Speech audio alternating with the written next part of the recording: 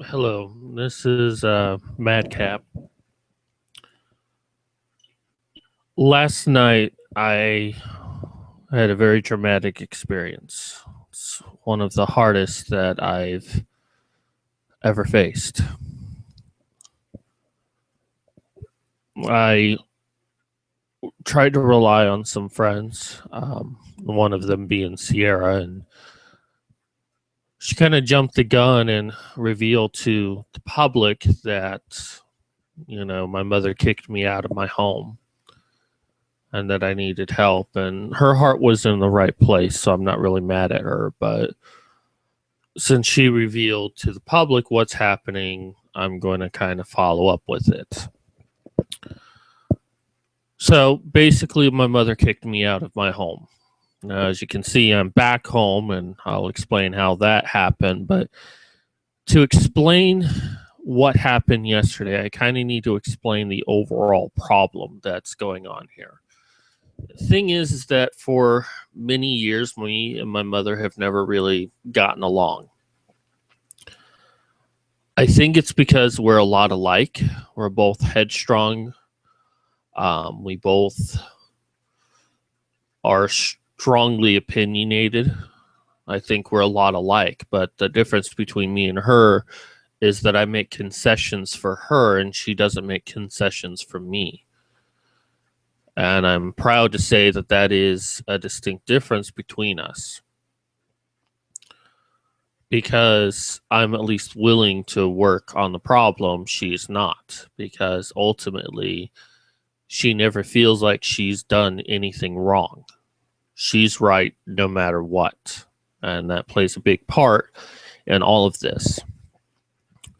Now, I've explained my disability many, many times, but I'm going to do so again so you can try to understand her position, because that's the most important thing in dealing with a conflict, is to try to understand other people's responses to it.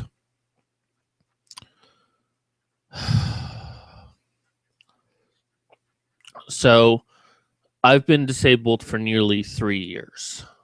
And, I lost so many things, but one of the things I lost was my home.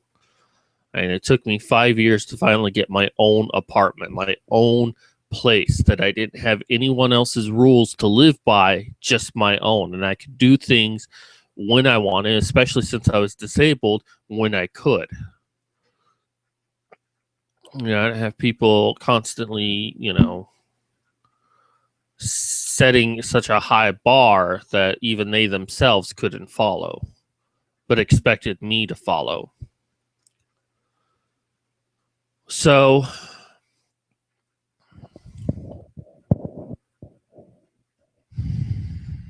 sorry, my head is still kind of swimming from what happened last night, and I just sort of woke up, and all of this is just hard to talk about.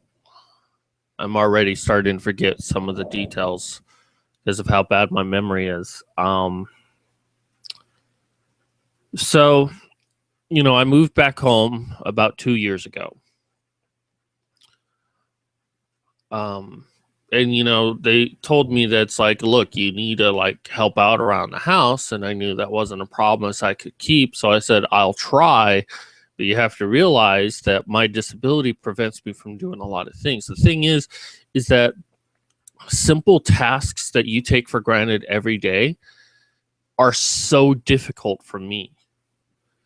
It's not just doing the task itself, but the length of time it takes that affect me. In my home, that there's a kind of this rule that if you do something in the kitchen, you pretty much clean the whole kitchen. That if I cook, then I have to unload the dishwasher, load the dishwasher, and clean off all the countertops. Well, that's 4 different things to do. And most often, I don't feel like doing one of them. And it's like, if I am hungry and I don't feel like doing all 4 of those things, I don't eat. As sad as that sounds, that's really the decision I have to make each and every day. It's like, do I really feel like cleaning the entire kitchen just to eat? And I've reasoned that if I could do maybe at least 2 of those things, like cook and then, maybe unload the dishwasher, maybe that would be a nice compromise, but it really isn't.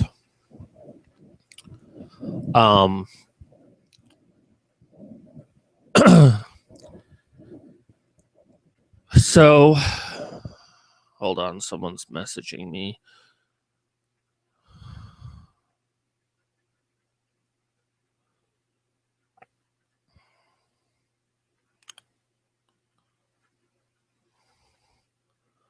All right, so the thing is in my household is that it doesn't matter what you do. If you mess up one time, if you make one mistake, it erases everything else you've done. It kind of becomes an all or nothing situation. So it's like, and that's why I kind of have to make those decisions. One of the things a few weeks ago, my mother actually talked to me that things were getting to a critical point. She has stated that her husband, this is her 3rd husband, not my father, basically has complained to her about me a lot, and they get into arguments because of me, and she's more or less said that I'm ruining her marriage. My presence being here is ruining her marriage. That she's getting sick and tired of me doing things, and that, eventually it's going to kind of have to come down to a point of, it's her life versus mine. And in no uncertain terms, she basically spelled out that she would kick me out. And, I tried telling my friends this, and I don't think anyone really believed me when I said that she would kick me out. That she's my mother. How could she kick out her disabled son? Well, that's the other thing, is that she has never fully understood that I'm disabled. I've tried to explain every chance I get to explain what my disability is and why I can't do things the way they can. It's like one of the most simplest things is making tacos, which would have normally taken me 15 minutes to do. I could easily make that dish. Now takes me 45 minutes to do because I have to keep taking breaks because it overwhelms me so much. And I don't expect any of you to really understand what that's like. It's like, how can doing a simple thing like walking a dog affect your mind? How does that make sense? And it does. And that's another thing I can't do, is I can't give my dog a walk as often as I want. I have to really be in a good state to be able to do such a simple thing, and yet it affects me so much. Which that's going to play a part in this story in a bit. So, but so their response is, well, I sit at home all day and do nothing. So, if I can sit at home and play video games all day, I can do the dishes. Well, that's the thing, is I don't sit at home and play video games all day.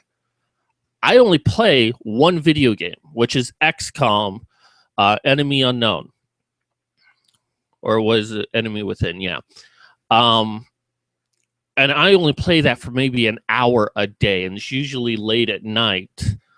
And most of the time I'm spending in the base just doing management stuff. I don't even do that many missions. I spend more time doing the behind the scene management stuff than actual missions, but it's turn-based. I can take breaks and I can stop whenever I need to. I tried playing actual video games and it affects me greatly. But most of the time I spend just walking around the house, trying to be in the darkest parts of the house as much as possible. but they think that I just sit at home all day playing video games, and I don't. Oh God, do I wish I could play video games like that. I used to play video games 18 hours a day. I miss those days. Those were some like awesome days, but I can't do that anymore. I can't even play a game like Team Fortress 2 for an hour without it greatly affecting me the rest of the day. So whenever I try to tell them that I don't feel well enough to do something, the usual response I get back is, well, we don't feel good either, and we still do it. And they don't seem to really understand there's a difference between a physical and a mental. That when you physically feel tired, that you're like overworked, you're exhausted, your body hurts, yeah, that affects you greatly. I understand, and you still have to do things, but your mind is capable of pushing you harder. Your mind is capable of, making yourself do it when you don't want to do it. But if it is your mind that is affected, your mind can't force your mind to do something it doesn't want to do. It's like walking on your leg that has been shattered. And that's actually a good analogy, because you might be able to put weight on it, but it's going to hurt a lot. And sooner or later, your mind is just going to give up because it's in so much pain. I've nearly passed out before because my mind has had too much. And they don't understand that. And I think it's because they don't want to understand it. They see things in black and white. By their philosophy, you dirty a dish, you can clean a dish. So, if I can't clean a dish, then I don't dirty a dish. That's the thing I've learned. All right, so let me get to the actual fight. So, I guess that's enough of a background for what's going on in my situation. So, before the fight started, me and my mother had went out shopping. We came home, and we brought all the stuff in. And she's very passive aggressive, and she made a passing comment. It's like, oh, the recycling needs to go out. So I picked it up and took it out, and then she's like, oh, well, I didn't really ask you to take it out. And it's like, yeah, right, you didn't. So I go out the front door, and we have a screen door, and I didn't close it. Now, the reason I didn't close the screen door is because I anticipated I'd be coming back, and then I could close it then. Why close the screen door if I'm going to be back that way? And, maybe that was my mistake, but I didn't even do it without thinking. I just left it open as I walk out like I usually do. Well, when I went outside, I noticed that the garage door was still open. That's a big no-no to my mother. And more than that, like the worst possible thing, her trunk was still open. Now, I kind of asked her, can you go shut that? Because, my hands were full and I couldn't do it. And I thought she did. So when I went out there, I'm like, oh, shit, I need to take care of this. So I went through the garage, closed the car door, or the trunk, and then closed the garage door. By then, I already forgot about the screen door because I didn't even consciously think that I left it open. So my mother went back out, and she kind of asked me to cook dinner, and I kind of said, I don't really feel good right now. And she said she'll take care of it when she gets home. Now, based on our talk a few weeks ago, she's like, you need to start trying to do more around the house. So I thought about it. I'm like, let me go ahead and cook dinner. I don't feel good, but I might as well do it. So just to kind of show that I'm trying to help out, So I pretty much chop up all the vegetables because we were having a pork roast and put it in the pot. She comes home and she notices the screen door open. She gets out of her car, slams it shut like she always does, got in the house, And then she came in. It's like, I expect a 35-year-old man to know how to shut a screen door. That's what she said. You know, she didn't just say, well, by the way, you left the screen door open. You need to be like checking that out.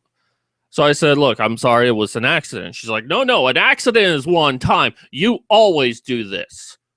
Yes, on occasion, I forget to close the screen door. There's worse things in the world, but for my mom, there isn't. This is like one of the worst things I could possibly do. And I try to explain to her, look, you know, I forgot about it because I saw that the garage door was open, and I saw that, you know, I saw something else that was, you know, that needed to be taken care of, and then I forgot that the screen door was open. I do that. My memory is so bad. I can't even really express how bad it is, but sometimes I'll be in the kitchen and then I need to go into the kitchen room, which is on opposite sides of the house. I go all the way to the kitchen room to get something, and I completely forget why I went in there, and I have to go all the way back to the kitchen before I remember, oh shit, yeah, I went back there for a reason. I forget things very quickly, and I've tried to explain that to them, but they don't understand. So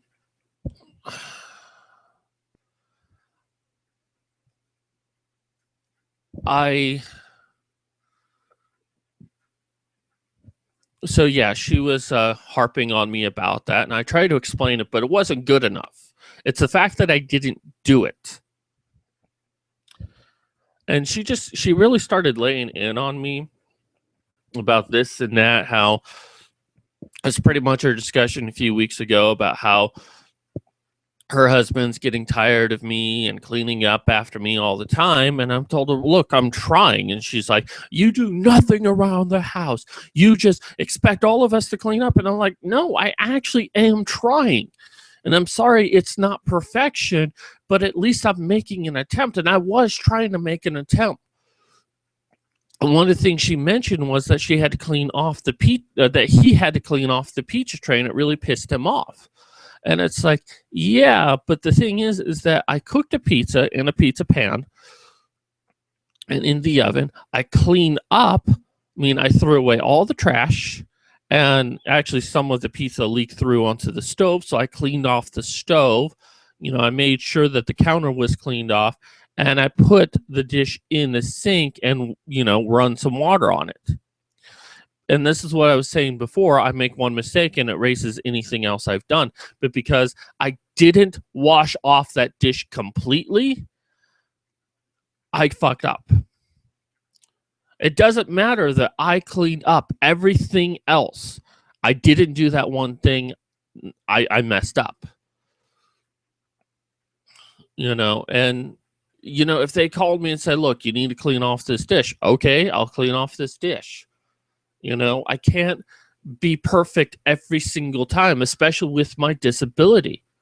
And they have to accept that I'm going to try, but I'm still going to mess up. I'm still going to make mistakes. They don't want to see it that way. So that was one of the things she brought up. Now, one of the things that really pisses me off that she does, which actually made our conversation a lot worse, is that she interrupts me. She doesn't ever give me a chance to finish the sentence. She will talk, and then I will try to say something, and right in the middle of what I'm saying, she interrupts me and yells at me. And usually the thing she yells at me for is something I was about to get to. I'm like, you got to stop interrupting me, you know? And she's like, I'll interrupt you if I want, you know? And God, she's so fucking childish. And there, I said it. But you know, she basically said that she can interrupt me all she wants. This is her home. She, you know, takes care of me. You know, I don't really contribute to the house. I don't do anything around the house. So she can interrupt me all she wants, and has actually gone on to say that there's nothing I have worth saying. And it's not just during arguments. She interrupts me in regular conversation. And we've gotten into fights about it because I'm like, you just interrupted me. And she's like, no, I didn't. I didn't interrupt you. And I'm like, yeah, you did. I was getting onto a point and you kind of railroad. I didn't railroad you. You were fucking done. Because in her mind, you know, if I don't come to a point that she's expecting, I'm done. And then she kind of got into this thing about, well, you just assume that anything you have to say is more important than what I'm saying. Well, you know, if you misunderstand what I'm saying and you interrupt me because of that, then yeah, what I have to say is more important than what you have to say. Because if you stop and listen to what I'm saying, maybe you'll learn something. Maybe you'll understand what I'm trying to say, and that will change how the conversation goes. But no, I'm not saying what I have to say is far more important than what she has to say. I'm not even making that suggestion, but she's reading into it. She then says that I bully her and I don't treat her like a person because I disagree with her, because I say she's wrong. I mean, anytime I say that, you know, I feel that she's wrong, it's the worst thing I can ever say to her. It's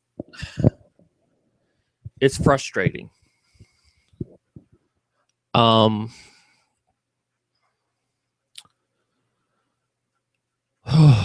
So, like I said, I'm starting to forget details already. I think of things and then I don't talk about them, and then I forget that what they were. So there's just talked about the interrupting. She doesn't like how I speak to her, that I have this attitude and I should be grateful, and because she pays for everything, I shouldn't ever say anything bad to her. Oh, that's the other thing, that I tell her how to talk. And, you know, I said, you shouldn't have come into the kitchen and say, I expect a 35-year-old man to know how to shut a door. Because it's a very passive-aggressive snipe. She was attacking me. And it's like, there are other ways you could say that to get the same message across. But she chose the most offensive way. And I basically was telling her, look, you know, you talk this way, you're going to get a reaction out of me. And I'm going to get angry and, you know, try to explain things. And she took it as me trying to say, I'm getting sick and tired of you telling me how to speak all the time, how to talk, what words I can use. I'm like, I'm not even really doing that. I'm just saying that, you know, I felt offended by what you said, but I'm not allowed to feel offended. She says something, I'm supposed to just take it. So at that point, I just started to leave. You know, I was getting sick of arguing, and I had enough. I didn't want to argue anymore, and so I tried to leave, and then she grabbed me and tried to keep me there, and I slipped away. And you know, imagine if the situation was reversed and she tried to leave and I tried to grab her. Oh, that would have been bad. But for a woman to do it to a man, not a big deal. So she went to the living room with me, and I'm like, look, I'm done. I don't want to argue anymore. She's like, I don't want to argue anymore either. And then she went on. And one of the interrupting things is that, you know, she basically was cooking pearl onions, but you can't just peel them. You have to boil them first and then kind of do a thing where you squeeze the bottom of it for it to come out. And I had done that while she was gone, but I wasn't sure if I did it correctly, so I kind of left the peels on there. And she's like, well, you know what, go ahead and finish whatever the hell you're doing in the kitchen. And I said, well, I'm basically done, but, notice I said but, and she interrupted me and said, you're not done, you still have to go fucking clean up in there. I'm like, you just interrupted me again. And what I was about to say is, I'm basically done, which I'm not saying I'm completely done. I'm basically done with the task. I now need to like do something else. But all she heard is, I'm done. But I was going to say, but I'm not sure if I got the onions done correctly, and I need your help to see if I did or not. She didn't let me finish. So in her mind, when I said I was done, I wasn't done and she needed to yell at me, which got us into another argument. To which she started yelling at me as loud as she could. I mentioned, she's like, you don't love me. You don't care about me. I'm like, oh, I don't care about you. That's why I try to watch movies with you. That's why I try to watch TV shows with you. That's why I try to play cribbage with you, even though you always come down. And she's like, you're a fucking liar, liar. I mean, she was screaming as hard as she could. Her face was just bright red. And then she started in about how she doesn't love me. She thinks I'm a horrible, horrible son. She wishes I was never born. She can't conceive how she ever gave birth to me. I mean, she is just screaming this stuff at me. And she basically said, leave. So I did. Now, I've been kicked out many times in my life by my parents. By her second husband. He used to do it a lot. And it was usually a song and dance. I'd leave, they come find me, tell me to come home, nothing ever gets resolved, voila. So I left and I started walking. Now, she had actually kicked me out during the conversation prior to that, and I was getting ready to leave, and she's like, oh, don't even say that you're going to leave because you have nowhere to go. She was trying to use it as, I'm going to use this threat of you being kicked out to get you to stop arguing. It's a manipulation. It's basically to say, because she expects me, like, no, Mom, please, no, I didn't mean it. I'm sorry. I'm completely wrong in all of this. Please, Mom, don't kick me out. I'll try. I'll be better. And that's what she's expecting. That's why she uses it. And I tried to call her on her bluff. I actually left, and I thought she would try to drive after me, and it's like, well, get home right now, or get in the car. And I thought I could use some leverage over her, and it's like, look, I'm not coming home until you apologize for what you did. So I probably walked about 1.5 miles before I realized, look, it's like the high road hit me, And I thought to myself, look, I've got to give her an opportunity to apologize. I can't just walk. I mean, I was all set to just walk, and I didn't care what happened to me. I really didn't, as long as I was away. But I'm like, no, I've got to give her a chance to at least apologize. So I went back and I tried to stay somewhere where she could find me, and several hours passed. I started planning about how I would sneak back into the home, grab a few supplies. She has like a lot of survival stuff, so I could grab some of that and just live off of that for a while and just kind of hitchhike my way across America. It's something I have been considering for a little bit of time.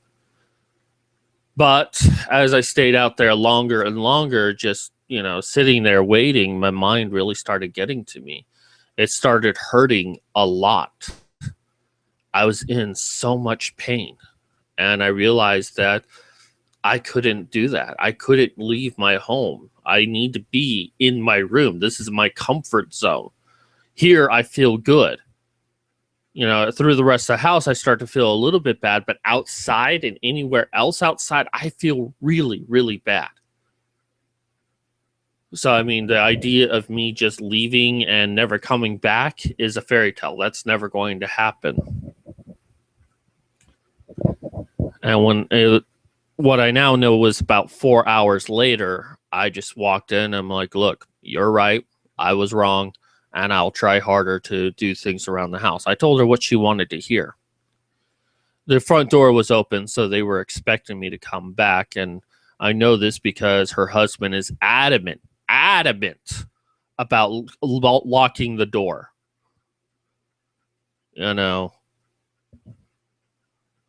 So, and she didn't really say anything at first. I came back out to pick up what I had cooked for dinner, And she's like, I'm sorry for some of the things that I said. I did apologize to her. I apologized and all of that when I first spoke to her. But she's like, I apologize for some of the things I said, and then that was it. Honestly, what she said to me, how can I ever look at her the same way again?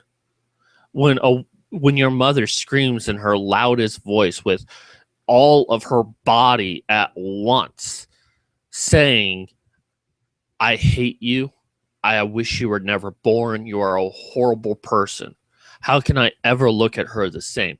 And you might be saying, well, you sometimes say things in anger, and that's true. But it's her apology that clues me that what she said in anger is what she really feels.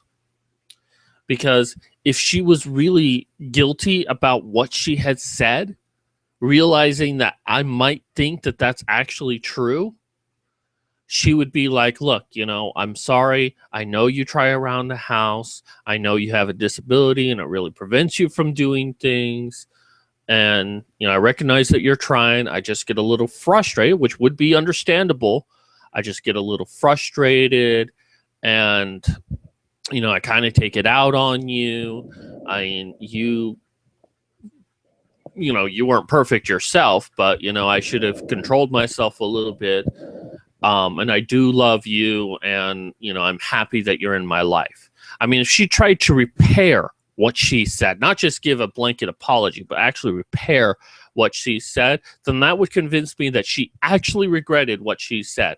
But I know my mother. I know 100% fact that my mother doesn't regret her actions. She doesn't think she's ever done anything wrong. She thinks that everyone else around her has done wrong.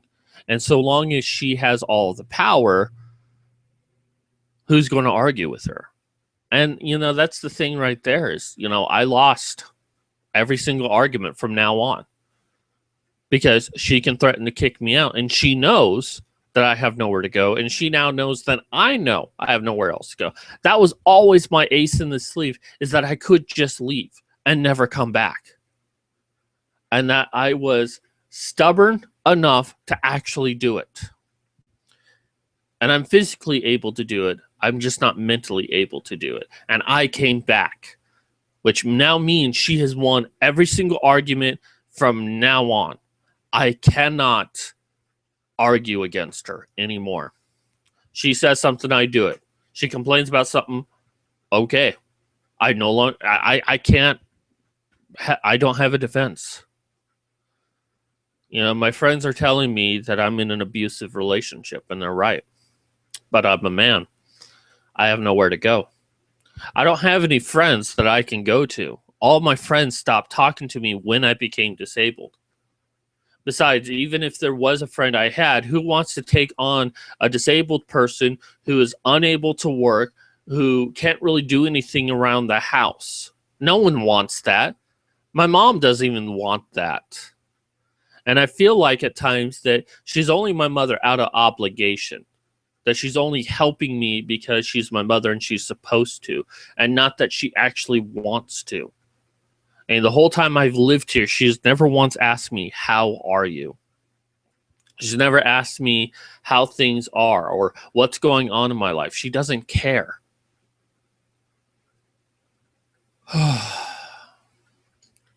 And this is the life I live in.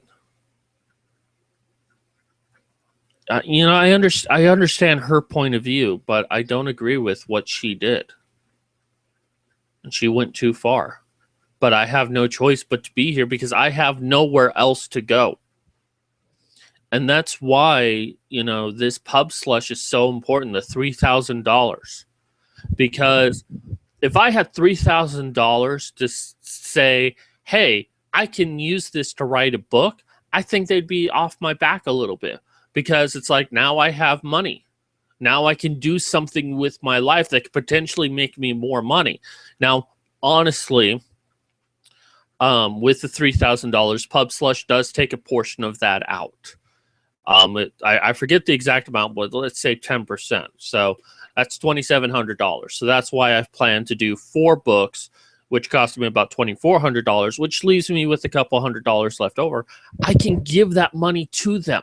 I can give a couple $100 to my mom. It's like, hey, I know I can't, really do anything or help out around the house, or I'm not bringing any money in, but here's a couple $100 for, to kind of help out a little bit.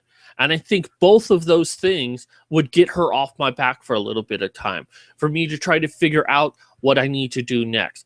Get some books out, market them. I know it's going to take me a long time to be a successful writer, but at least with something like that, I can buy myself some time. That if I say, look, I have this money to start a career, technically that's a job right there. Because, and a lot of people is like, well, why don't you do work from home? And it's like, yeah, but that's still like a complex task, and I have problems with complex tasks. I have problems with writing. I have to take a lot of breaks whenever I do writing. I can maybe give a really good hour, which I can type like 1,000 words an hour. So you consider a 50,000 page book, I can do that in 50 hours. And I can do about 2 to 5 hours a day. So anywhere from 2,000 to 5,000 words a day. But I have to take breaks. And sometimes if I work too much one day, I have to take a break the next day. So thank you, Peter Tower. He just subscribed to me. I'm almost to 100. That's why I need help donating. This is the situation I'm in. I'm in an abusive relationship with my mother. And, I do fear for my life. I don't think she'll ever actually harm my life, but I do think she'll harm me. She'll get so angry, she'll hit me, and I can't do anything to defend myself.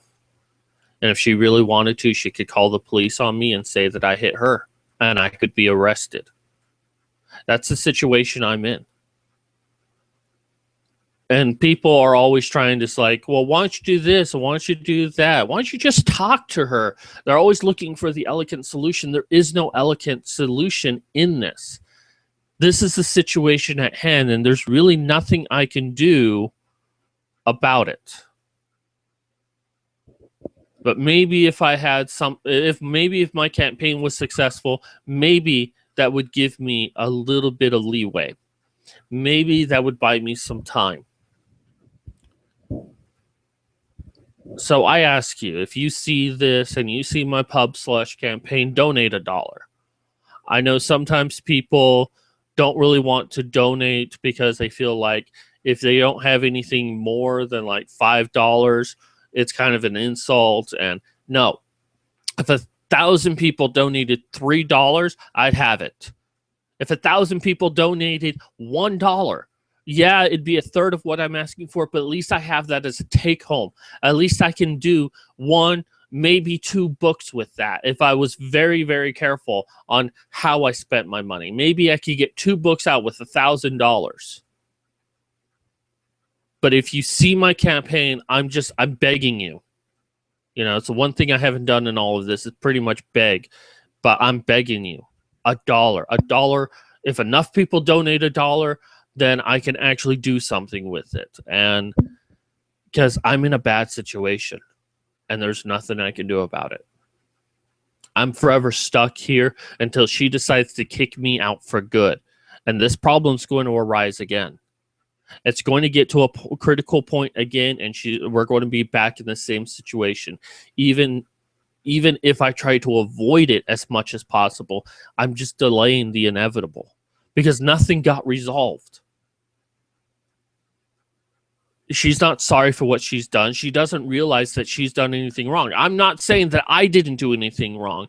I did do a few things wrong. I shouldn't have engaged in a match with her. I should have just accepted what she said and moved on.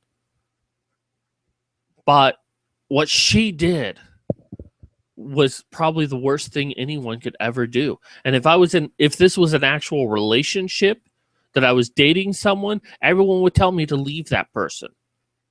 But I can't leave my mother. There's nowhere to go. So I'm desperate. and I'm begging you, please help me. Please help me from my bad situation because I have nowhere to go. I have no resources available to me. And the only thing I'm good at is writing. And that's the only thing I can do with my disability. Please. Just please help me.